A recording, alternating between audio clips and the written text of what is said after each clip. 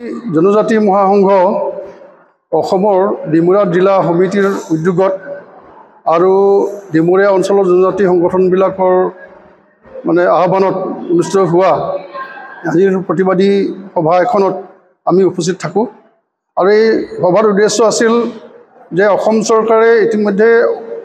নতুন নতুন জনগোষ্ঠীবিলাকক tribal belt ব্লকত সুৰক্ষিত শ্ৰেণীৰ তালিকাত অন্তৰ্ভুক্ত কৰাৰ প্ৰতিবাদত আজি এই প্ৰতিবাদী সভাটো অনুষ্ঠিত হয়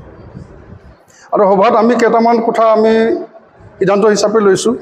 প্ৰথম কথা হ'ল অসম চৰকাৰে এই ট্ৰাইবেল বেল্ট ব্লকৰ যিটো অৰ্থ গঠন কৰাৰ যিটো ইয়াৰ ধাৰণা এই ধাৰণাকেই আচলতে অসম চৰকাৰে নতুন জনগোষ্ঠীবিলাক অন্তৰ্ভুক্ত কৰাৰ জৰিয়তে ইয়াক গুৰুত্বহীন কৰিবলৈ বিচাৰিছে। এইটো গুৰুত্বহীন কৰাৰ বাবে তেওঁলোকে পৰিকল্পনা কৰে বুলি আমি ক'ব বিচাৰোঁ। 10 চেপ্টাৰ মতে 10ম অধ্যায় মতে নিৰ্দিষ্ট জনগোষ্ঠীবিলাক ইয়াত প্ৰটেক্টেড ক্লাছত অন্তৰ্ভুক্ত কৰা হয় আৰু সেই মৰ্মেই এই বেল্ট ব্লকত ইতিমধ্যে জনজাতি হিলছ আৰু প্লেইনছ ট্ৰাইবেল হিলছ আৰু প্লেইনছ তেওঁলোক ইয়াত প্ৰটেক্টেড ক্লাছত পৰে। তেনেকৈ চান্থালসকলো পৰিছিল, তেনেকৈ কোচ ৰাজবংশী আনডিভাইডেড গোৱালপাৰা ডিষ্ট্ৰিক্টত পৰিছিল আৰু তেনেকৈ বেল্ট ব্লকত তেনেকৈ চলি আহিছিল। কিন্তু পৰৱৰ্তী সময়ত দেখা গ'ল যে বি টি আই ডিত 96ত গোৰ্খা হিচাপে নেপালী গ্ৰেজিয়াৰ আৰু কাল্টিভেটৰসকলক চিনাক্ত তেওঁলোকৰ প্ৰটেক্টেড ক্লাছত অন্তৰ্ভুক্ত কৰিলে। তেনেকৈ আপাৰ আছামত আমি দেখিছোঁ শদিয়াতো তেওঁলোকে কৰিছে, শদিয়া বেল্ট ব্লকতো তেওঁলোকে কৰিছে, কিছুমান জনগোষ্ঠীক তাৰ অন্তৰ্ভুক্ত কৰিছে আৰু অতি শেহতীয়াভাৱে এই ডিমুৰীয়া জিলাত বা ডিমুৰীয়া অঞ্চলত থকা ট্ৰাইবেল বেল্ট ব্লকত কোচ ৰাজবংশী জনগোষ্ঠীক প্ৰটেক্টেড ক্লাছত অন্তৰ্ভুক্ত কৰিছে। তো এই ক্ষেত্ৰত আমাৰ ক'বলগীয়া এইটোৱেই যে কোচ ৰাজবংশীসকল ইয়াত বেল্ট ব্লকৰ আইনমতেই তেওঁলোক প্ৰটেক্টেড ক্লাছত সোমাই আছে। তেওঁলোক এই বেল্ট ব্লক গঠন হোৱাৰ আগৰে পৰাই যিহেতু ইয়াত বসবাস কৰি আছে, গতিকে সেই সূত্ৰে তেওঁলোকে ইয়াত প্ৰটেক্টেড ক্লাছৰ নিচিনাই তেওঁলোকে ইয়াত সুবিধাটো তেওঁলোকে অধিকাৰটো তেওঁলোকে পায়। কিন্তু নতুনকৈ আকৌ সেই জনগোষ্ঠীকে ইয়াত প্ৰটেক্টেড ক্লাছ হিচাপে ডিক্লেয়াৰ দিবলগীয়া হ'ল কিয়? ইয়াৰ অন্তৰালত কি আছে? সেই ক্ষেত্ৰত আজি আমি আলোচনা কৰি এইটো অনুভৱ কৰিছোঁ যে অসম চৰকাৰে এই কোচ ৰাজবংশীসকলৰ নাম লৈ পেলাই নতুনকৈ যিসকল জনগোষ্ঠী ইয়াত অন্তৰ্ভুক্ত হৈছে, কোচ ৰাজবংশী জনগোষ্ঠীয়ে হওক বা যিয়ে হওক, নতুনকৈ যিসকলে আহি পেলাই চাকৰি সূত্ৰে হওক বা ব্যৱসায়িক সূত্ৰে আহি পেলাই ইয়াত ভূমি তেওঁলোকে দখল কৰিছে বা তেওঁলোকৰ সুবিধাৰ্থে এই কোচ ৰাজবংশী জনগোষ্ঠীক ইয়াত প্ৰটেক্টেড ক্লাছ অফ পিপুলছ হিচাপে তেওঁলোকে ডিক্লেয়াৰ দিছে। গতিকে সেই ক্ষেত্ৰত আমি সিদ্ধান্ত লৈছোঁ যে আমি বিৰোধিতা কৰি যাম আৰু কাৰণ ট্ৰাইবেল বেল্ট ব্লকৰ যিটো ধাৰণা এই ধাৰণাটোক আমি শেষ কৰিবলৈ নিদিওঁ। বেল্ট ব্লকৰ এই আইনটোৰ কাৰণেই অলপ হ'লে আমি সুৰক্ষিত হৈ আছোঁ আৰু সেইখিনি যদি নাইকিয়া হয় তেতিয়াহ'লে আমি এই ভূমিৰ পৰা নাইকিয়া হৈ যাম। গতিকে সেইটো আমি প্ৰতিবাদ কৰিছোঁ। আৰু দ্বিতীয়তে আমি অসম চৰকাৰক ইতিমধ্যে সিদ্ধান্ত লৈছোঁ যে অসম চৰকাৰ অহাকালি অসম চৰকাৰলৈ মুখ্যমন্ত্ৰীলৈ এটা মেমৰেণ্ডাম আমি অসম জিলা আয়ুক্তৰ জৰিয়তে প্ৰেৰণ কৰাৰ কাৰণে সিদ্ধান্ত লোৱা হৈছে আৰু তাৰ লগে লগে আমাৰ ট্ৰাইবেল এফেয়াৰ্ছৰ মন্ত্ৰীকো আমি দিম। তাৰ লগে লগে আমাৰ অসমৰ ভূমি আৰু ৰাজহ বিভাগৰ দপ্তৰৰ মন্ত্ৰী বা দুৰ্যোগ ব্যৱস্থাপনাৰ মন্ত্ৰী মহোদয়কো আমি মেমৰেণ্ডাম দিম কালিলৈ। আৰু তাৰোপৰি যাক দিব লাগে, য'ত দিয়াৰ প্ৰয়োজন আছে সংশ্লিষ্ট সকলো পক্ষকে আমি অহাকালি মেমৰেণ্ডাম দিয়াৰ ব্যৱস্থাটো কৰিছোঁ। আৰু তাৰ লগে লগে আমি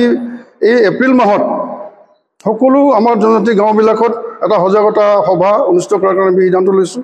আৰু তাৰোপৰি এপ্ৰিল মাহৰ ভিতৰতেই এটা প্ৰতিবাদী এনেকৈ আজি যেনেকৈ সভা হৈছে তাতকৈ অলপ বহল ভিত্তিত আমি প্ৰতিবাদী সভা অনুষ্ঠিত কৰাৰ কাৰণে ঠিক কৰিছোঁ। আৰু মে' মাহৰ ভিতৰতেই অসম ভিত্তিত এটা জনজাতীয় সংগঠনবিলাকক লৈ পেলাই অসমৰ জনজাতীয় সংগঠনবিলাকক লৈ পেলাই এটা অভিৱৰ্তন অনুষ্ঠিত কৰাৰ কাৰণে আমি সিদ্ধান্ত লৈছোঁ। গতিকে এইকেইটা সিদ্ধান্ত আজি আমি লৈছোঁ আৰু তেনেকৈ আমি এই বিষয়টোক প্ৰতিবাদ কৰি যাম আৰু এই প্ৰতিবাদ কেৱল ডিমুৰীয়া অঞ্চলত আবদ্ধ নাথাকিব, সমগ্ৰ অসমত এই প্ৰতিবাদটো কৰা হ'ব।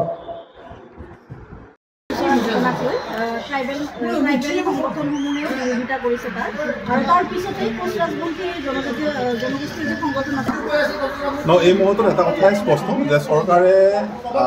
জানুৱাৰী মাহতে যিখন নটিফিকেশ্যনৰ জৰিয়তে কামৰূপ মহানগৰ জিলাৰ বিশেষ কামৰূপ মহানগৰ জিলাৰ কোচ ৰাজবংশীসকলক ট্ৰাইবেল বেল্টত ভূমি অধিকাৰ দিয়াৰ কথা কৈছে। এতিয়া আমাৰ কথাটো হৈছে যে কোচ ৰাজবংশীসকলৰ যদি কথা চাবলৈ যাওঁ তেওঁলোকে যদি ট্ৰাইবেল বেল্ট ব্লক গঠন কৰাৰ আগৰ যিখিনি কোচ তেওঁলোকে ভূমি ৰাইটছটো পাই আছে লেণ্ড ৰাইটছটো পাই আছে তেওঁলোকে এনজয় কৰি আছে তাত ট্ৰাইবেল আৰু কোচৰ মাজত কোনো সংঘাত নাই তেনে ক্ষেত্ৰত চৰকাৰে নতুনকৈ আৰু কোচ ৰাজবংশীসকলক ভূমি অধিকাৰ দিব লাগে বুলি যিখন নটিফিকেশ্যন ওলাইছে সেই নটিফিকেশ্যন কিছু বিচাৰ্য বিষয় চাবলগীয়া কথাটো কাৰণ আমি বিচাৰিছোঁ যে ইয়াত থকা কোচসকলে লেণ্ড ৰাইটছটো এনজয় কৰি আছে তাত আমাৰ ট্ৰাইবেলৰ কোনো আপত্তি নাই ট্ৰাইবেলৰ আপত্তি কৰা কোনো সংঘাত নাই এই মুহূৰ্তত কোচ আমাৰ শত্ৰু নহয় আৰু কোচৰ লগত ট্ৰাইবেলৰ কোনো সংঘাত আজিলৈকে আমি দেখা নাই আৰু ভৱিষ্যতে নহ'ব বুলি আমি কামনা কৰিছোঁ গতিকে চৰকাৰে যিখন নটিফিকেশ্যন চৰকাৰৰ নটিফিকেশ্যনৰ জৰিয়তে আচলতে কোনসকল কোচৰ কথা ক'ব বিচাৰিছে তাক এটা বিচাৰ্য বিষয় এতিয়া যদি সেই কোচ ৰাজবংশীৰ নাম লৈ যিখিনি কোচ ৰাজবংশী লেণ্ড ৰাইট দিব লাগিব যিখিনি কোচৰ কথা কৈছে সেইখিনি কোচ আচলতে প্ৰকৃত কোন হয় কাৰণ ইয়াত থকা কোচটো লেণ্ড ৰাইট পায়ে আছে পাই থকা কোচ ৰাজবংশী আকৌ লেণ্ড ৰাইট দিব লাগে কথাটো কি বুজালে আচলতে তেওঁলোকে ইয়াত থকা কোচবিলাকে যিখিনি কোচ খিলঞ্জীয়া কোচ বেল্ট ব্লক গঠন কৰাৰ আগৰ পৰা যিখিনি কোচ ইয়াত বসবাস কৰি আছে তেওঁলোকে লেণ্ড ৰাইট এনজয় কৰি আছে তেনে ক্ষেত্ৰত আকৌ নতুনকৈ কোচক লেণ্ড ৰাইট দিব লাগে কথাটোৱে আমাৰ কিছু অলপ বুজাৰ অসুবিধা হৈছে গতিকে আমি চৰকাৰক এই কথাই স্পষ্ট কৰিবলৈ কৈছোঁ যে নটিফিকেশ্যনখন উল্লেখ কৰা যিখিনি কোচৰ কথা উল্লেখ কৰিছে তেওঁলোকে কোনখিনি কোচৰ কথা ক'ব বিচাৰিছে বা চৰকাৰ সহজতে এনেকৈ হ'ব পাৰে নেকি যে এই কোচ ৰাজবংশীৰ নাম লৈ বিভিন্ন অঞ্চলৰ পৰা বিভিন্ন ঠাইৰ পৰা বিভিন্ন জিলাৰ পৰা বিভিন্ন ৰাজ্যৰ পৰা এই কোচ ৰাজবংশীৰ নাম লৈ এটা নতুন নতুন পুঁজিপটীয়া চৰকাৰী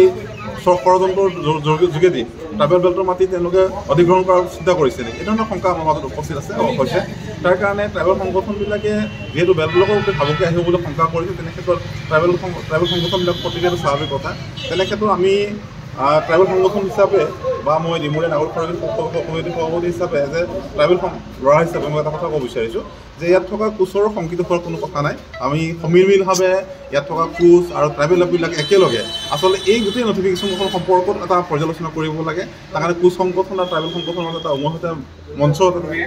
একেলগে অহাৰ পোষকতা কৰিছোঁ মই ইতিমধ্যে কোচৰ 2-এজন নেতৃস্থানীয় ব্যক্তিক যোগাযোগ কৰিছোঁ গতিকে আশা কৰিছোঁ ট্ৰাইবেল সংগঠন আৰু কোচ সংগঠন একেলগে বহি এই গোটেই নটিফিকেশ্যন সম্পৰ্কত এটা পৰ্যালোচনা কৰিব লাগে গভৰ্ণমেণ্টৰ যিটো উদ্দেশ্য এই গভৰ্ণমেণ্টৰ উদ্দেশ্য সম্পৰ্ক যাতে পূৰণ কৰিব যাওঁতে যাতে আমাৰ ট্ৰাইবেল আৰু কোচৰ মাজত কোনো সংঘাত নহয় তাৰ কাৰণে মই সকলোকে আহ্বান জনাইছোঁ আজি আপোনালোকে বিৰোধিতা কৰি এখন ৰাজহুৱা সভা অনুষ্ঠিত কৰিছিলে এই ৰাজহুৱা সভাখনত কি সিদ্ধান্ত গ্ৰহণ কৰা নহয় এতিয়া আজি সভাখনৰ কোচৰ বিৰোধী নহয় আমি কিন্তু কোচৰ বিৰোধী নহয় চৰকাৰ যিখন